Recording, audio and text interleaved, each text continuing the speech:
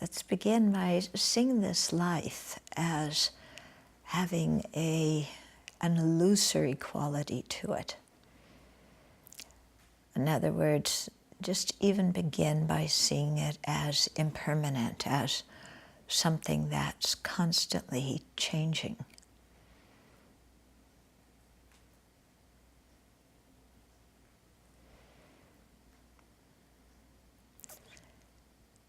And look at this life, look at everything around you, and think it only exists because the causes for it exist.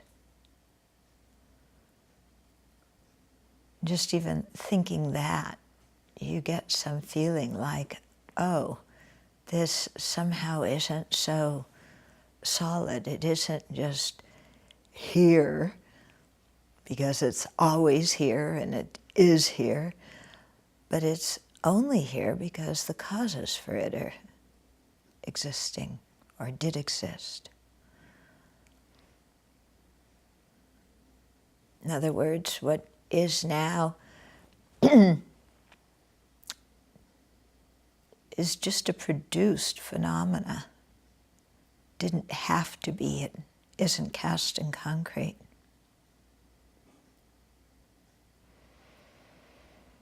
And no matter whether we love it or we hate it, this life is changing in every single moment, becoming something else.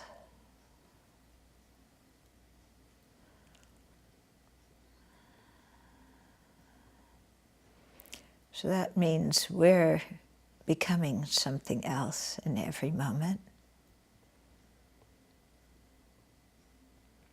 And this identity that we cling on to so strongly is actually becoming something else in every moment.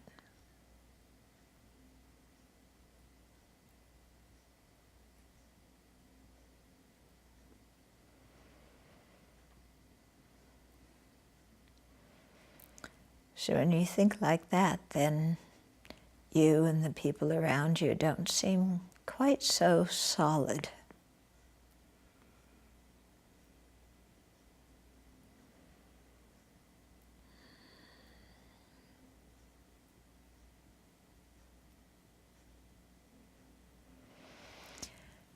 And the fact that we aren't so solid means that we can transform into Buddhas. That we aren't some kind of concrete, unchanging soul or person, but just a bunch of different components, all of which are changing. And so the whole that appears in dependence upon all these components is also changing. And if we condition it so with virtue, then it changes in a good direction.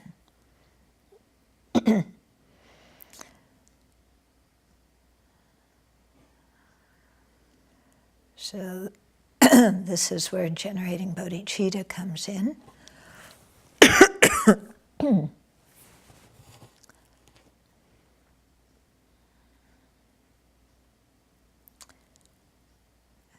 And so let's share the Dharma together this evening with the bodhicitta motivation, so that all of this ever-changing,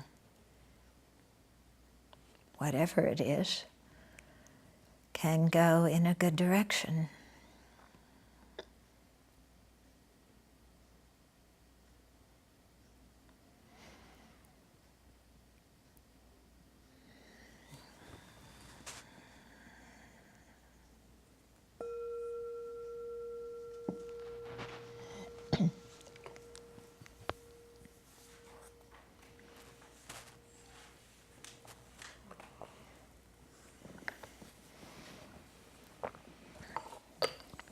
So you remember last week or the week before we talked about designating snake on a rope, and how when the process of designating I, independence on the aggregates, is the same process as designating a snake on a rope.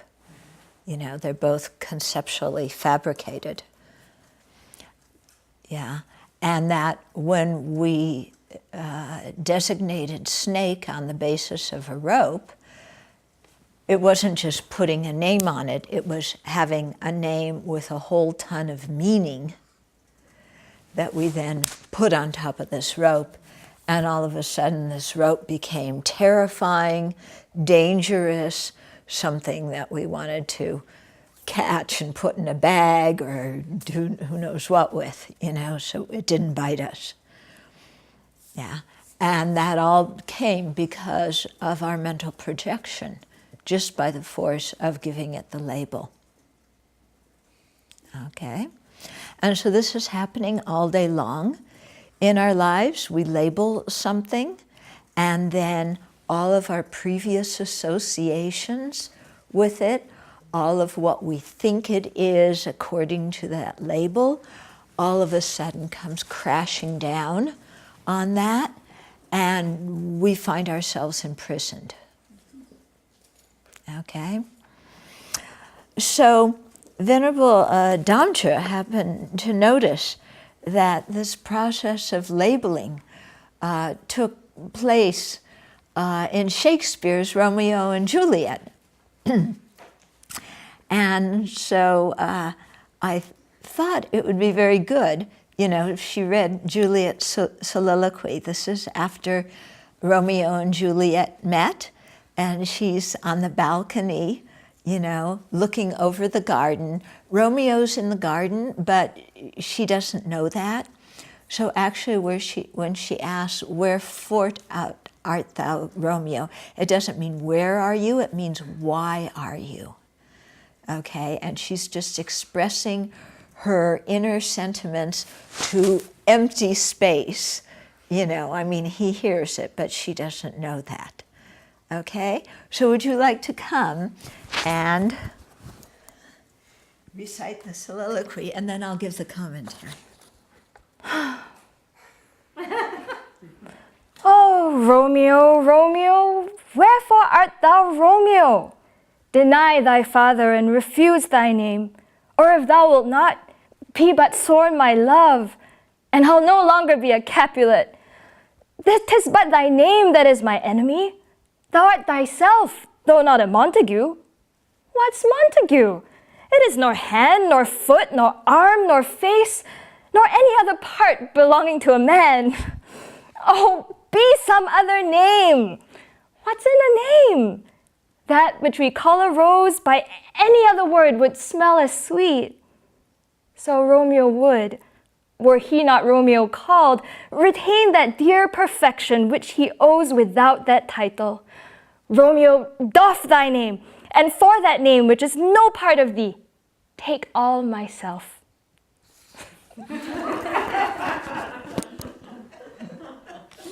Oh, no, now we do a different version. Oh, Manjushri, I make obeisance to your mind.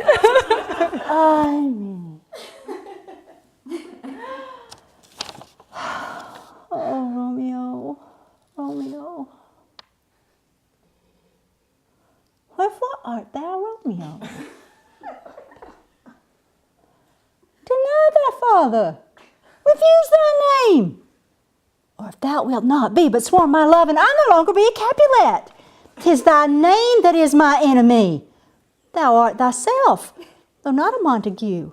What's Montague? It's no hand, no foot, no arm, no face, nor any other part belonging to a man. Oh, be some other name. What's in a name? That which we call a rose by any other word would smell as sweet. So Romeo would, were he not Romeo called, retain that dear perfection which he owes without that title. Romeo, doff thy name, and for that name which is no part of thee, take all myself.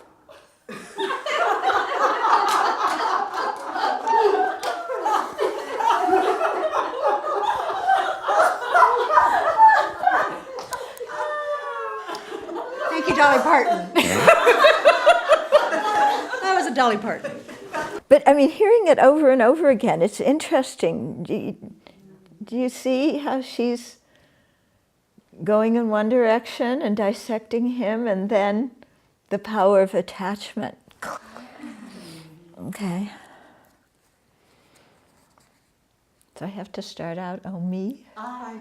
I me. I me.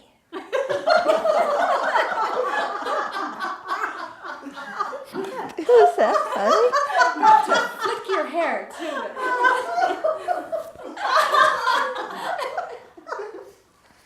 Oh, Romeo, Romeo, wherefore art thou, Romeo? Deny thy father and refuse thy name. Or if thou wilt not, be but sworn my love, and I'll no longer be a Capulet. 'Tis but thy name that is my enemy.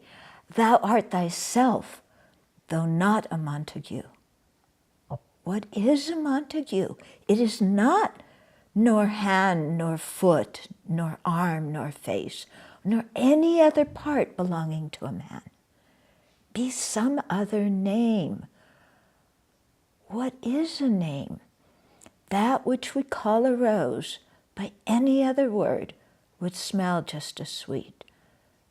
So Romeo would, were he not Romeo called, retain that dear perfection which he owes without that title.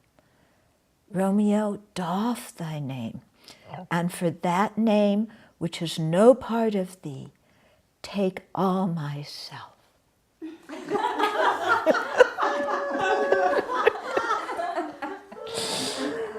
Okay, so let's go through it a little bit more, okay? There's something in here. Huh? Does anybody else want to do it? No. Okay. So it starts out, Romeo, Romeo. Wherefore art thou, Romeo? Why are you Romeo? Okay. So why are you Romeo? Already, you know, there's Romeo, he's a Montague, the Capulets and the Montagues hate each other. They are sworn enemies. They're not supposed to speak. They're supposed to, you know, destroy each other. So why are you this thing that society has conditioned us, you know, and we're in this dependent arising situation conditioned by society, whereby you have one name and I have another name. And the definition of those names means that we've got to hate each other. Okay, so why are you Romeo? You know? And then she thinks, okay, if he just got rid of the name, that would solve the problem.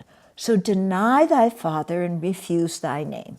Okay? So don't call yourself a Montague anymore.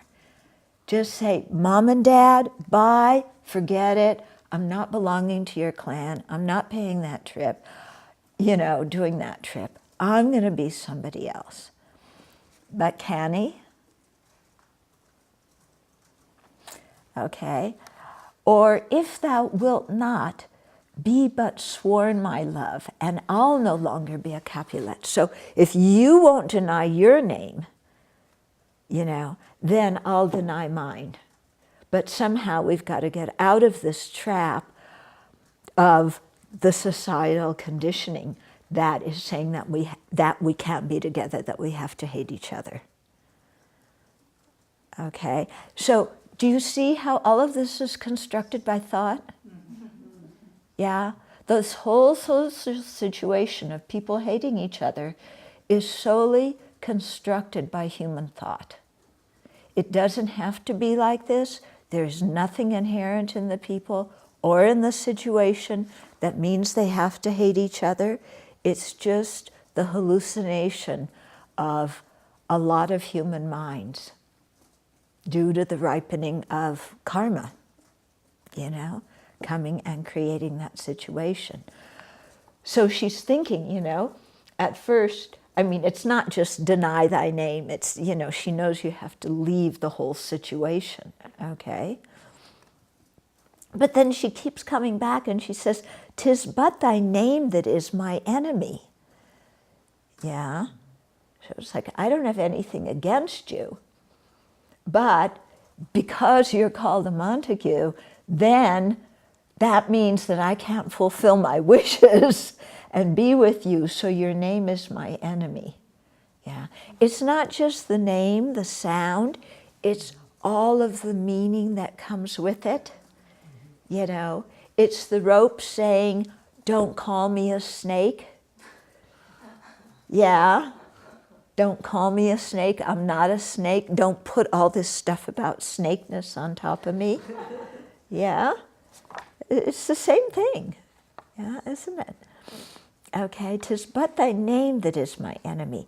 Thou art thyself, though not a Montague. Okay, so here before she was getting into, okay, just things being named, but now thou art thyself, though not a Montague. So there's an inherently existent Romeo that is just having the wrong name on it. Okay? He's still inherently existent. Thou art thyself. You are the one I love. You're this, you know, diamonds in your eyes and teeth like pearls. But it's just the name that's getting in the way. Okay? So she's, you know, she's kind of onto it, and then she backs away. Yeah, because he's truly existent there. But then she goes again. To start questioning, what is a Montague? You know? It's not just the name. If it were just a name, you could get rid of it, you know? And then she starts looking at him, you know? She looks at, you know, it's not a hand. A Montague's not a hand. It's not a foot. It's not an arm. It's not a face, nor any other part belonging to a man. So she's spot on there. But she's only looking as far as the label Montague. She's not looking at the label Romeo. Okay? She's only looking at one label and saying that label isn't you.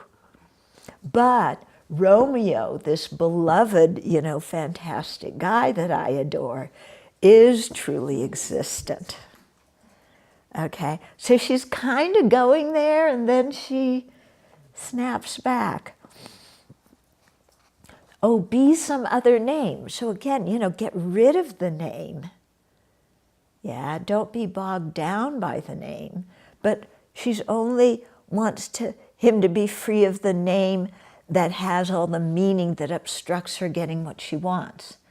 She's not wanting him to be free of the name Romeo, my beloved, or whatever it is, okay?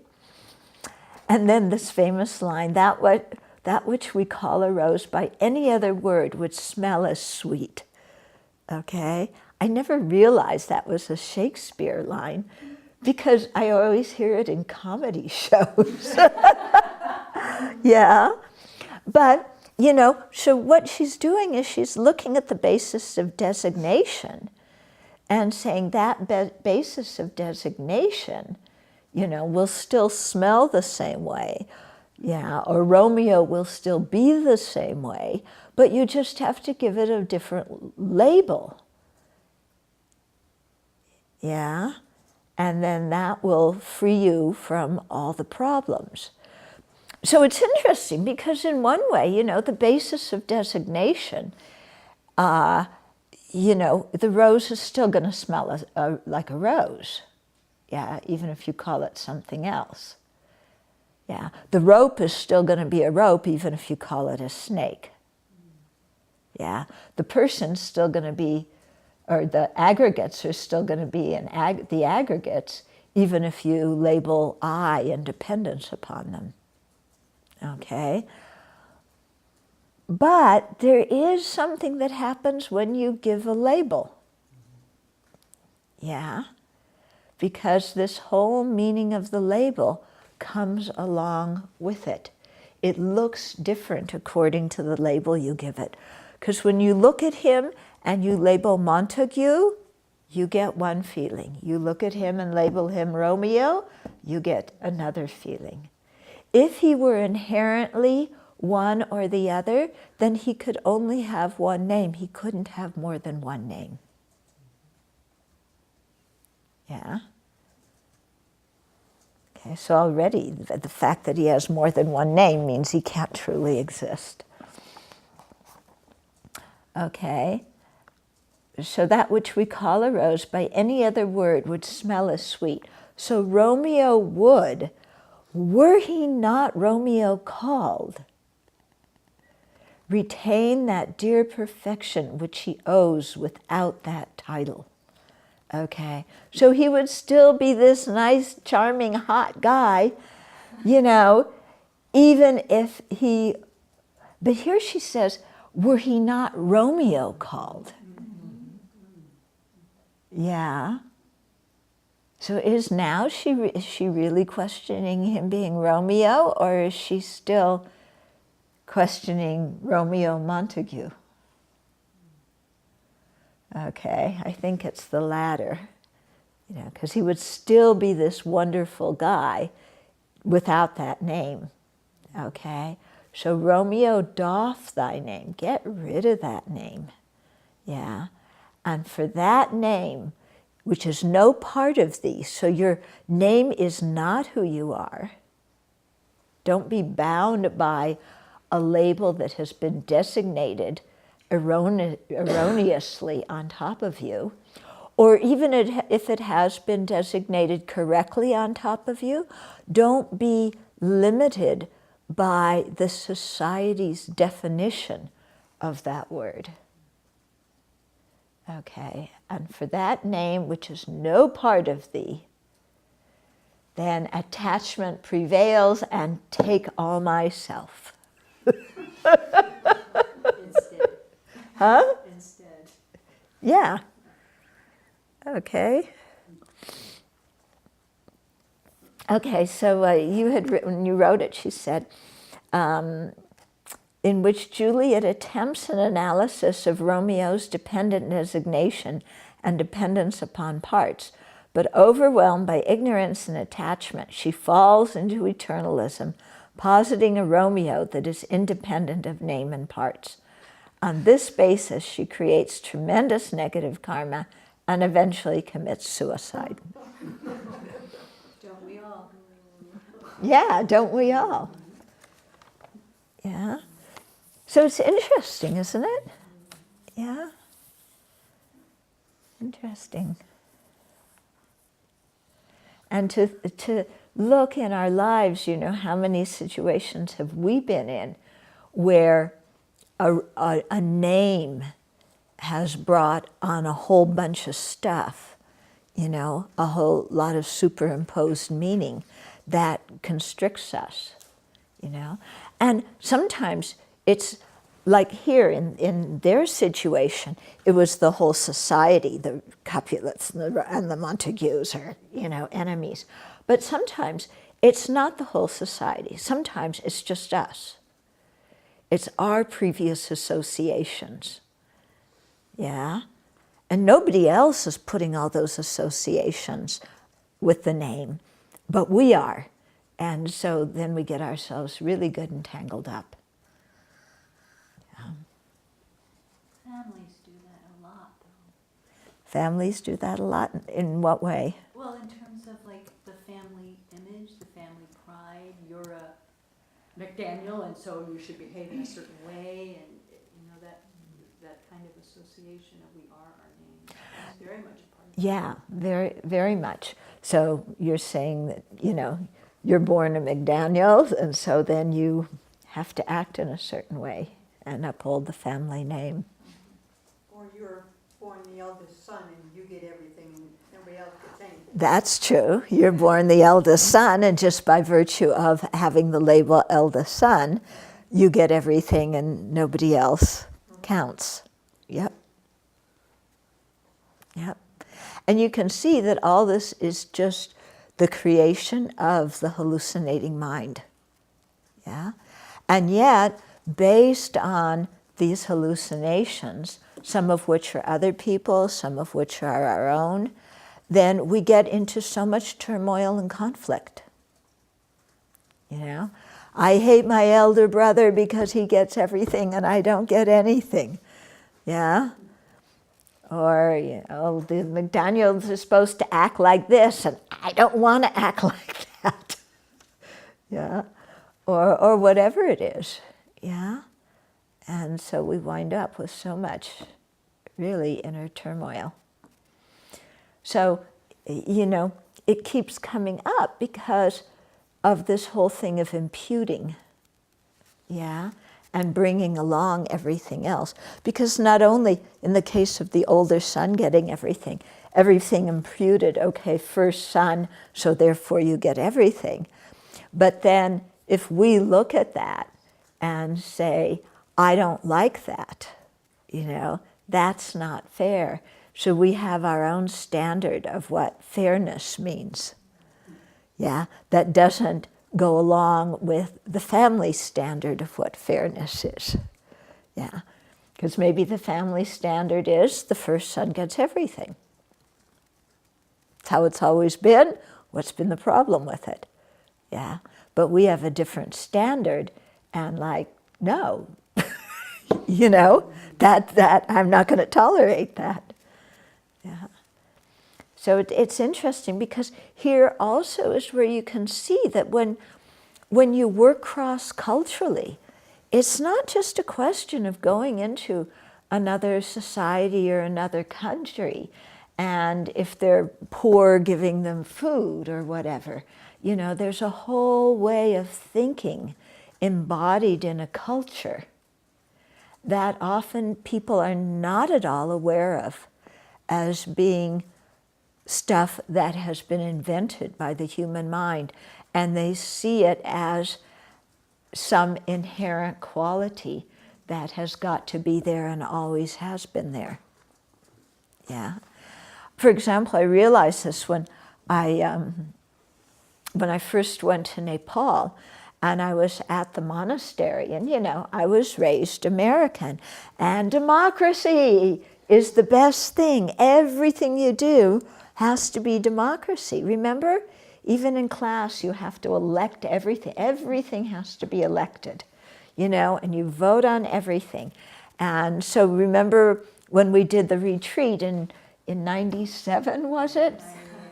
98? 98? You know, the Americans wanted to vote on how many liters of milk they were going to get. You know, the Mexicans and the Singaporeans were going, what are you talking about? This is ridiculous. You know, just let somebody else decide and we'll live with it. But for the Americans, everything you have to vote on, okay? Because democracy is the best way. So I remember going to Nepal with this, you know, that's the way I thought too. And I remember one day, because they had just, they had had some robberies up at Kopan, you know, I mean, not bandit kind of things, but, you know, local people coming and stealing stuff. So they had built like a brick wall around, and Lama was putting glass on top of the brick wall so that people couldn't climb it. And this did not fit my image of what a Buddhist was supposed to do, you know, putting glass on top of a wall so that people would get hurt because you're clinging onto my stuff. You know, I had this thing like, you know, yeah, he was supposed to just open it up and everybody could come in and take what they want. Yeah, I mean, that's what my mind was thinking. And it really threw me for a loop, you know, because I was like, no, I mean, that's not democratic. That's not, yeah, the way things should be. I mean, I'm sure the Republicans would want to do that on the Rio Grande. Yeah, but, you know, and so my whole experience living with the Tibetan community is, you know, I mean, now it's slightly different, but at that time, nobody really valued democracy. It's like, who cares about democracy? Yeah? And I really had to see that in many cases democracy doesn't work and it's not the best thing. And what I consider fair, other people do not consider fair.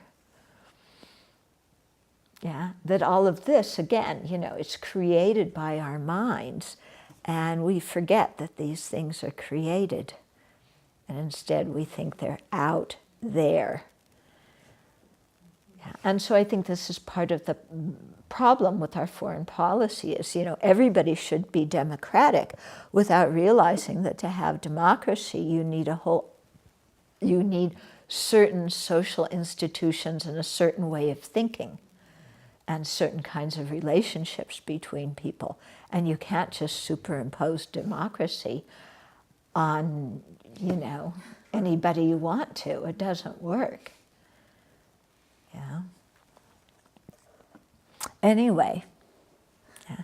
Anybody have any other ideas about Romeo and Juliet? Yeah. Well, not about Romeo and Juliet, but there's a comment on one. Marriage is a really good example. The whole institution of marriage, what it should be, and there's a lot of fighting about it now, and it's complete. Yeah, that's true. So, yeah, that there used to be a definition of marriage, you know, that was commonly accepted, and now the definition of marriage is changing in a social context.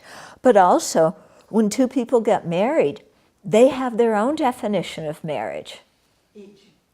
Huh? They each have their own definition. Yes, that's what they each have their own definition of marriage.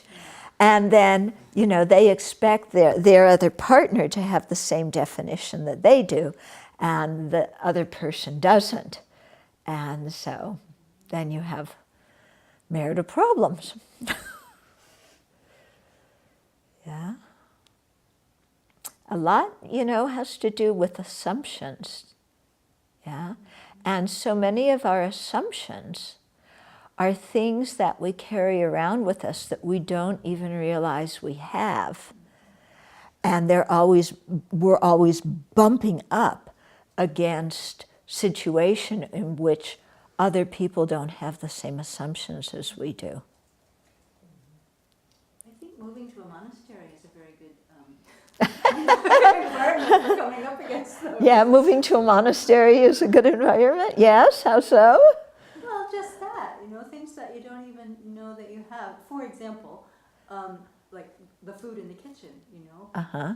There's a whole community of people who are cooking.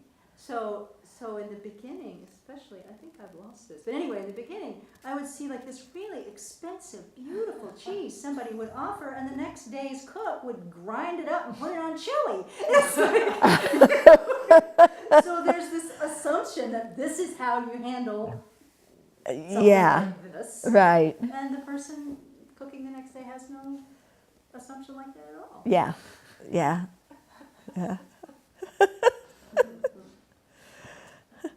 That's very true, isn't it? Oops, what happened? And same thing with toilet cleaning. Oh yeah, everybody has a different definition of what a clean bathroom means. That is for sure. Yes, yeah, that an incomplete analysis. You negate only the Montague, but you make Romeo truly existent. That feels so strong that Romeo feels very solid. Yeah. The Montague, you know, but you can see here too how everything depends on attachment. Yeah, the Montague was interfering, so that became only a name. Yeah, but who Romeo was not interfering with her happiness. Yeah, so it wasn't, you know, Romeo, you know, you're not a hand, you're not a foot, you're not a stomach, you're not a liver, you know, you're not an esophagus. Why do I want to hug you anyway? You know? She didn't go there. No, she didn't go there at all. Yeah. It's all about what she thinks he is, though, because they only met the day before, if you watch the story. Yeah. That's who she wants him to be.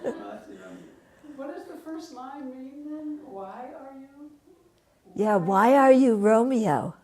Why are you a Montague, or why are...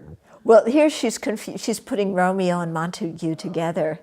Romeo, Romeo, why are you Romeo? I want you to be something other than Romeo Montague. I want you to be Romeo Schwartz.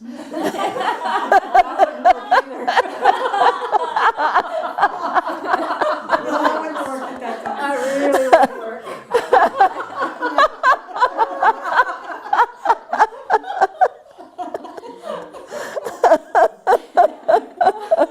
Interesting what Brian brings up, because she's kind of missed the big picture here. She's projecting the whole... Oh yeah, the whole thing. But she's projecting the thing out of attachment. But she has some wisdom in seeing that Montague is just a name, and that there's no part of him, you know, I mean his body, which is the basis of designation, there's no part of that that is a Montague. Yeah, but still she's grasping onto the collection being the whole thing, because a rose will smell just as sweet even if it has a different name. Yeah, so Romeo's going to be just as wonderful, even if he is called Romeo Schwartz.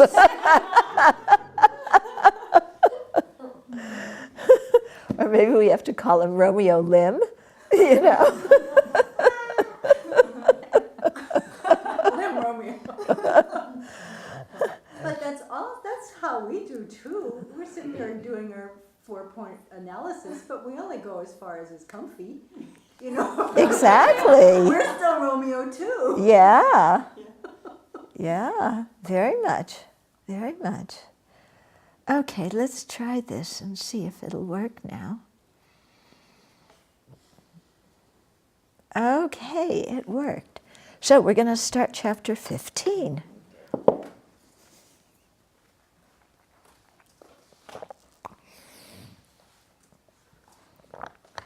Okay, so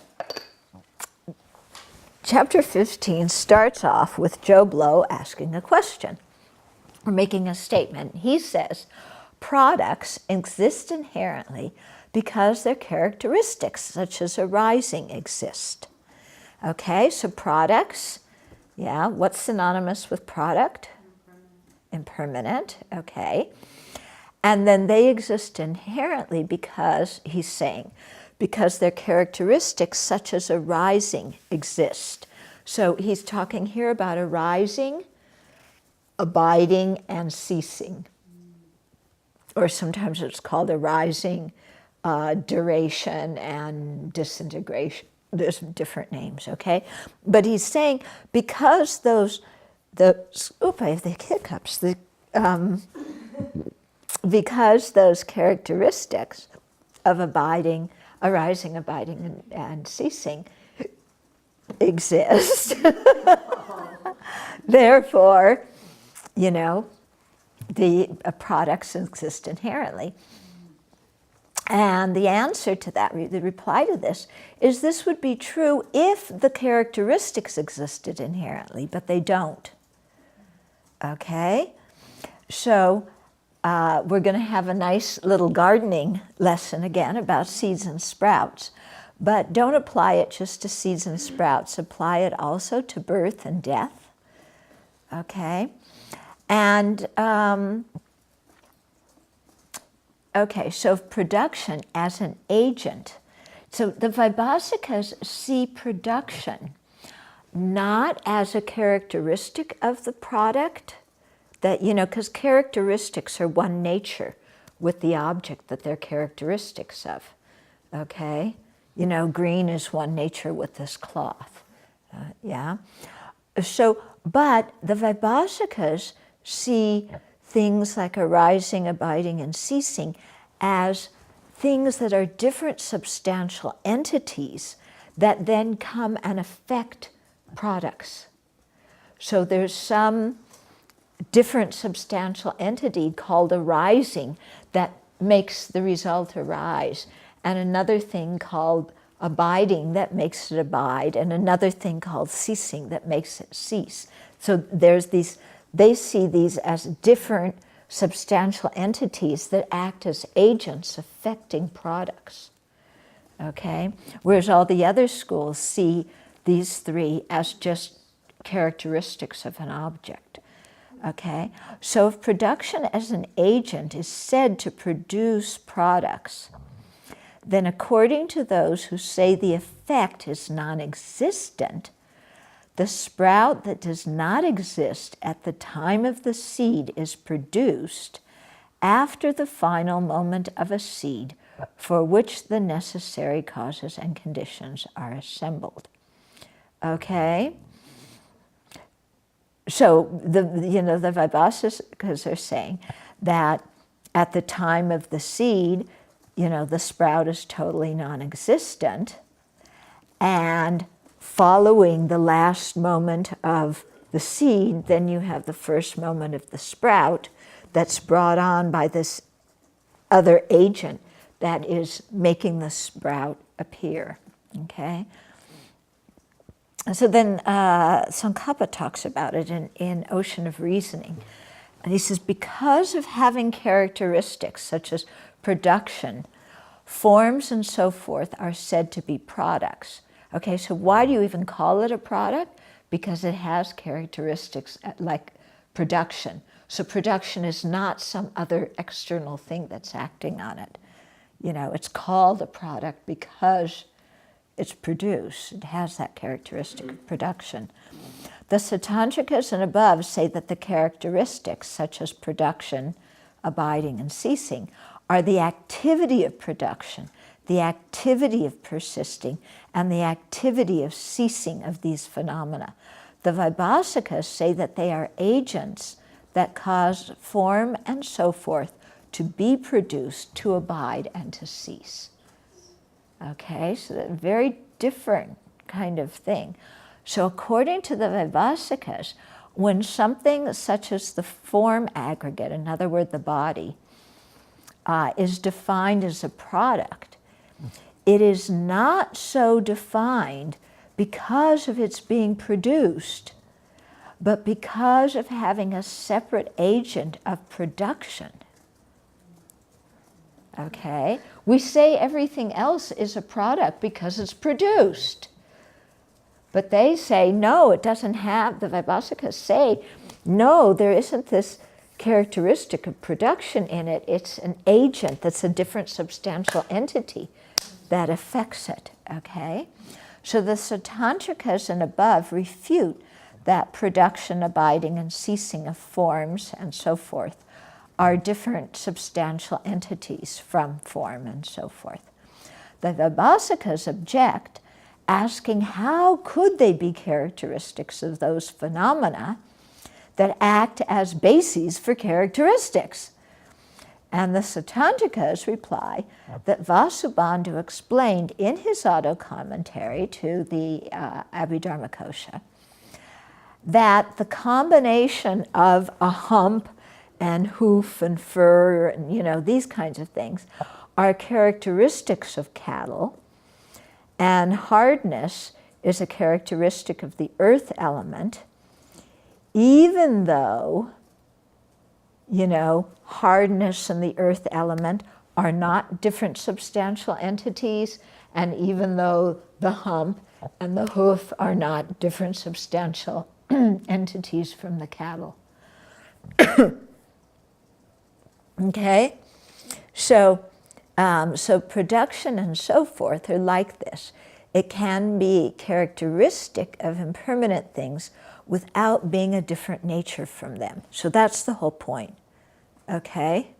Either you're seeing this as, oh, here's a product. Now, usually we would call this a product because it's produced, because it has the characteristic of being produced. That's part of its nature, is it arises. Arises and production means the same thing, okay? So that's part of its nature. Vaibhasikas say no, it's not called a product because it has the characteristic of arising and being produced. It's called a product because there's some other agent that works on it and makes this, produce its next moment or whatever it is. Okay? Huh? Yeah, you still a Vaibhasika? Yeah. Yeah. That's how that clinic's got there, this outside agent put it together. Yeah. Well, the outside agent, it isn't a creator God. It's just the agent of production. Yeah. Okay.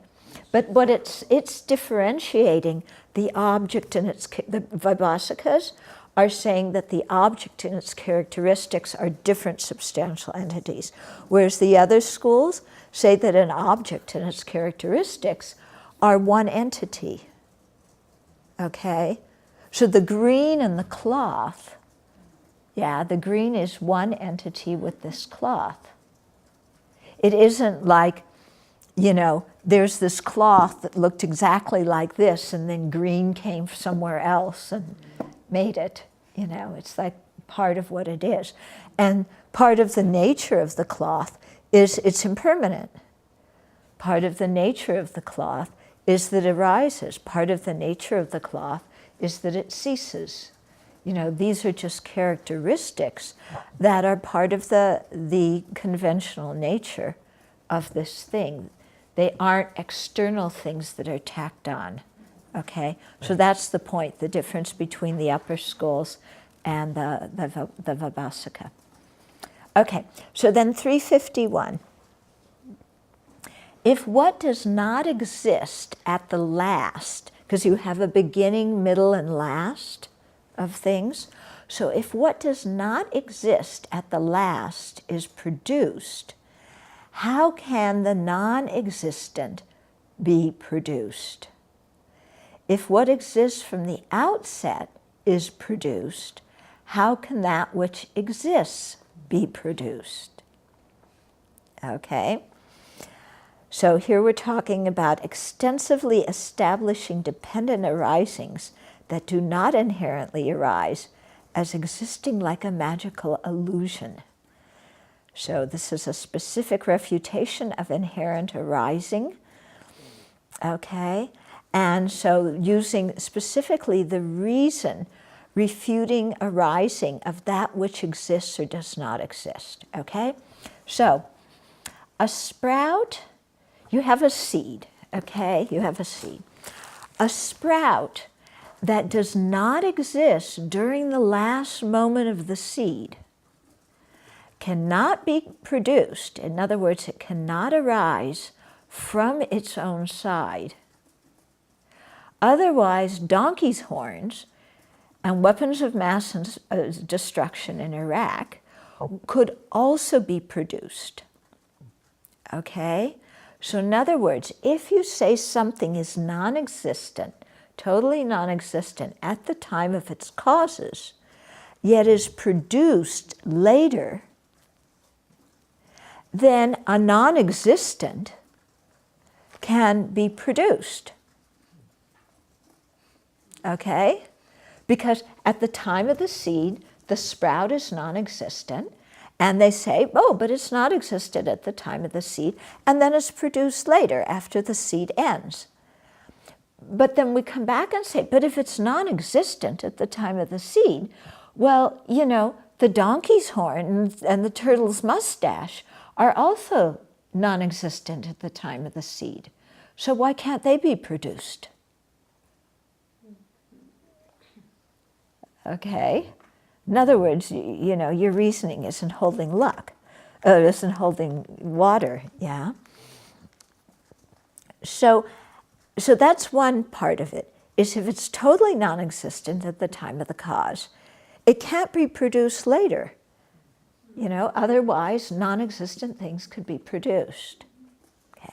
On the other hand, if it does exist at the time of its cause, and it exists by its own entity, or even if it doesn't exist by its own entity at the time of the cause, then, if it does exist by its own entity at the time of the cause, then there's no need for it to be produced because it already exists. Okay? So if the sprout exists at the same time of the seed, there's no reason for the seed to produce the sprout. Okay? and the sprout could arise just, you know, without the seed, because it doesn't need the seed because it's already there at the time of the seed. Okay? However, we have this new term called a sprout approaching production. Okay? So a sprout approaching production exists at the time of the seed. Yeah, because at the same time that the seed is ceasing and doing its whole behavior to change into a sprout, the sprout is approaching production. Okay? The sprout that is approaching production does not inherently exist, because if it did, it would already be a sprout. But the sprout approaching production nominally exists, okay? And it's designated independence on the future sprout.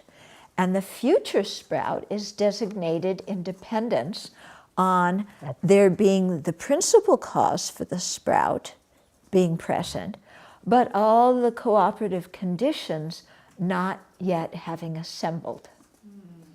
So that's why the future thing is an affirming negative. It affirms the existence of the principal cause of the sprout, but it negates the coming together, the assembly of all the cooperative conditions. Okay? So it's an affirmative negative. So that affirming negative exists at the time of the seed. Yeah, and we can call it the sprout approaching production. But the sprout approaching production is not a sprout, okay, because there's still a seed there, and the sprout can't exist at the same time as the seed. Okay, so the sprout approaching production nominally exists. Yeah, but it's not a full-fledged sprout. You can't say that there's no sprout approaching production, because if there were no sprout approaching production, you would have the seed ceasing. But what would be in the process of coming into existence? Nothing. Yeah, so you have to have a sprout approaching production, but it's not a real sprout. Okay, so how can anything that exists at the time of its cause arise? It can't. Okay? Because anything existing at the time of its cause has already arisen prior to being itself, which is craziness. It's a sprout before the sprout has come into existence. Crazy, okay? So here you get a syllogism. The subject, a sprout, does not arise by its own entity, or doesn't arise inherently, for neither that which exists at the time of its cause, nor that which doesn't exist at the time of its cause, can arise inherently or by its own entity. Okay? You kind of have to spend some time thinking about this, what it means, yeah? Then 352, since the effect destroys the cause, that which does not exist will not be produced, nor will that which exists be produced, since what is established needs no establisher. Okay, so the first two lines, since the effect destroys the cause, right? Yeah? That which does not exist, so something that's totally non-existent, yeah, will not be produced. Okay? So the sprout can't arise unless the seed changes. Right? The process that produces the resultant sprout destroys the causal seed. Thus, something that doesn't exist at the time of the seed will not arise by its own entity. In other words, if the sprout was totally existent at the time of the seed, it could not arise by its own entity. In other words, independent of anything else. It can't self-create itself. Yeah. We have self-arisen flower. Yeah, that's really a bad name, you know? Okay. So the sprout doesn't exist at the time of the seed, but it's not totally non-existent because it will exist when its causes and conditions come together. A non-existent, something that's totally non-existent, can't be produced under its own power independently. Okay? So in general, even though a sprout that is non-existent at the time of the seed arises, on the conventional level, that's true, we cannot accept truly existent arising, because then we must also accept the arising of a rabbit's horn, because then non-existent things could arise. Okay? Then something that is established at the time of the cause does not need anything to establish it. So if the sprout exists at the time of the seed, it doesn't need anything to make it into a sprout. Okay? So that which exists at the time of the cause will not arise because it's already arisen. Okay? So it's saying the same thing as before. If you say that the sprout is totally non-existent at the time of the seed, then the sprout can't arise. Okay? Because if the sprout is totally non-existent, then, then it can't arise. Or if it could arise, then all sorts of things that are non-existent could arise. Yeah. On the other hand, the sprout isn't existent at the time of the seed, because if it were, it wouldn't need to arise. Okay? So we say that the sprout exists in general, but it doesn't exist at the time of the seed. Okay? What exists at the time of the seed is the sprout approaching production, but the sprout approaching production is not an actual sprout. It's an affirming negative. Okay. 353. There is no production at that time, nor is there production at another. If not produced at that time or another, when will there ever be production? Okay, so here we're looking at the, if, again, if there's an inherently existent sprout, that arises inherently by itself, when does it arise, okay? So at the time of the sprout exists, there is no arising, since it doesn't need to arise, okay? Other than that, when it doesn't exist, there's also no arising, since it can't arise. Because a non-existent can't arise. So if it doesn't arise when it exists, and it doesn't arise when it doesn't exist, then when in the world is it going to arise? It will never arise. So this is the fault of asserting inherently into existent things. Okay? So a sprout doesn't exist before it's arisen. It doesn't need Yeah, a sprout doesn't exist before it's arisen. It doesn't need to arise after it's arisen. And while it is arising, does it exist while it's arising?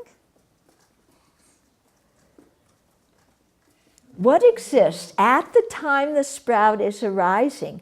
Does the sprout exist or does the seed exist? Or do they exist at the same time? They can't exist at the same time. So at the time the sprout is arising, the seed is still existing. Okay, the seed has to exist before the sprout arises. But then in our mind, what we do is we make, at least in my mind, it's like I get seed, seed, seed, seed, then a thick wall, and then sprout, sprout, sprout, sprout. And that right at that time, you know, that's the moment where it goes from a seed into a sprout. Yeah. It doesn't matter how big the wall is, because however big you make that wall, it has parts. It has a beginning, middle, and end.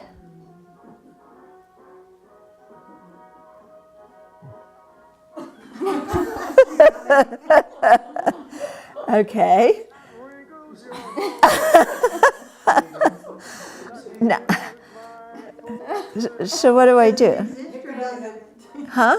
Just turn it off? Okay.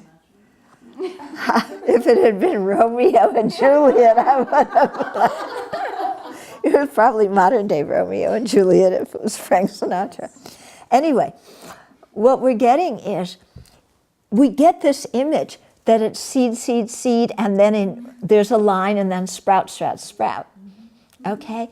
It can't be like that, because no matter how big you make that line, it has a beginning, middle, and end.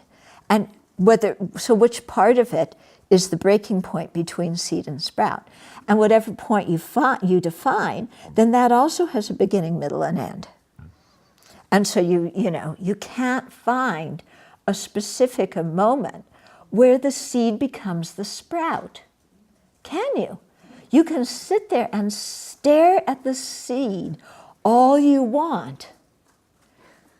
Yeah, but can you find a specific moment where that seed turns into a sprout? You know? It's like, you know, we sell something. Somebody sells something to somebody else, yeah? You go into a store and you buy something. At what moment does that object become yours? Okay, so it's not yours, you know, okay, so you have a bag of oranges and you're at the checkout counter. When it's on the checkout counter going towards the cash register, it's not yours yet. Okay? When it's been rung up and it's on the other side, then it's yours. Yeah? Oh, that's true. You haven't paid for it yet. Okay? So as soon as you put your plastic in there, no, not even that, you have to sign your receipt, don't you? Unless it's a debit card, then you just punch in a number. So let's say it's a debit card. So you have to punch in a number, right? Don't you? I never do this. So I don't know. I'm just guessing.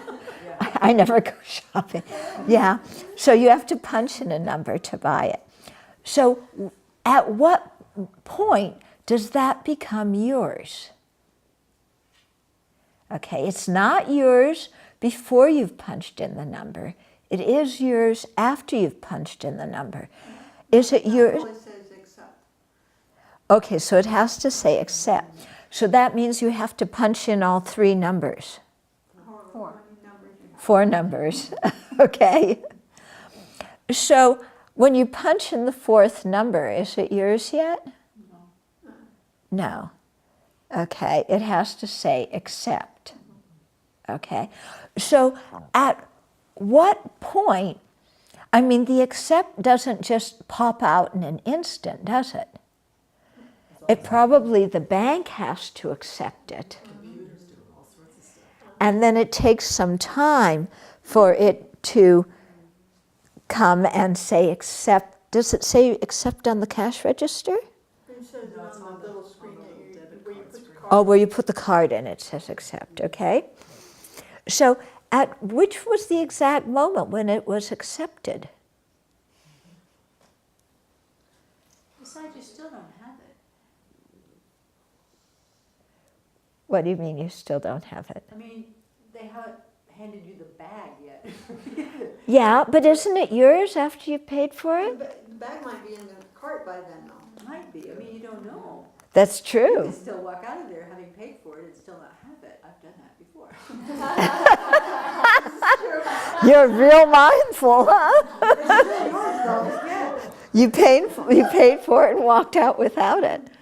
Not putting you in charge of the Abbey's money. Not since I've lived here. Okay. So, you know, it's making us look and like, can you actually pinpoint a moment when something happens? Can you pinpoint the moment where a baby is born, or pinpoint the exact moment when somebody dies? You know? So it's like you start to look at it and you realize, wow, all these things are merely designated. Yeah? And we say, oh, somebody was born, and everybody understands what that means. But if you ask exactly what moment were they born, I don't know. Like I was born at 11 minutes past 11 in the morning.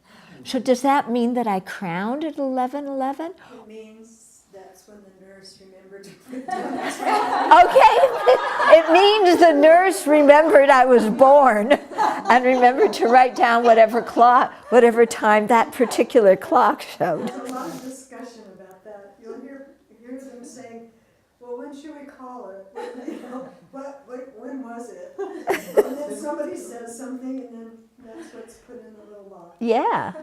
Yeah, you can see it's totally, arbitrarily designated. And that's fine. If everybody knows it's arbitrarily designated, then we all can function at that level. But when we try and find exactly what something is, that's where we get really befuddled, because we can't do it. Yeah? Uh-huh. This discussion reminds me, when you were talking about the seed and the sprout, I saw some kind of science program once where they time-lapsed a seed turning into a sprout. And that really popped into my mind, that you really see that there is no one demarcation. It's There's just no this time. continuum of change. Yeah, and you can also see how our conceptual thought makes things into boxes. You know, this is the seed, this is the sprout, there's a line between them. Yeah, inherently a seed, inherently a sprout, but it's not really like that. Yeah. I was just thinking about, I guess, weird things that I've seen before, like when you're interacting with somebody or you're watching a movie or something and parts are missed, like there's frames that are missed in the movie or whatever, we'll invent stuff to fill in the spaces. Our mind just does it automatically. Yeah, right. I mean, it's kind of the same thing. We're making these boxes all the time and putting these things. I don't know. It seems like, it's weird. Yeah, well, neurologically also, I mean, our two eyes are seeing different things, and yet the brain puts them together and we only see one thing. What about the label sprout approaching production? Does that function? Let's say the seed is sitting on a table. Is that also still a sprout approaching? Yeah, well, would you call that a sprout? If the seed is just sitting on the table, it hasn't been planted yet. Conventionally, you wouldn't call it. Yeah, you wouldn't call it that a sprout. If you plant it in the autumn, but it's not going to sprout until the spring, Or you plant it, it's February, but it's not going to grow for another few months. You know, at what point does the sprout approaching production come into existence? Yeah. And I'm thinking of that because if you go to like a Chinese Buddhist Dharma event, they call everybody bodhisattvas. Uh-huh. Hello, all bodhisattvas. And I was like, So does that mean we're all, bodhisattvas? Oh, yeah. Well, you know, lots of times we give the name of the result to the cause. Because when you plant, like in the spring, you know, Venerable Simke will say, oh, we're going to plant flowers today. We're not planting flowers, we're planting seeds. But you say we're planting flowers because you give the name of the result to the cause. Okay? Or somebody's pregnant, they say, I'm going to have a baby, you know? Or I'm having a baby. Yeah, I'm having a baby. But there's no baby there. They're giving the name of the result to the cause. Okay. The number of plants that died, with kids trying to find that moment. Oh, yeah, you had when you were teaching school. Oh, yeah. Constant digging. At what moment did it die? Yeah, yeah, yeah. I often soak seeds before I would plant them, so I would know that they were sprouting well. And you know, you can Say that again? With soak seeds. Oh, you soak seeds, yeah. And like beans and peas especially. Right, yeah. And yeah, sprout production probably looks like a swollen seed. Yeah, yeah, because it's the time of the seed. But you can see it happening, but there's definitely no. There's no moment you can say it. For food, Yeah. Okay.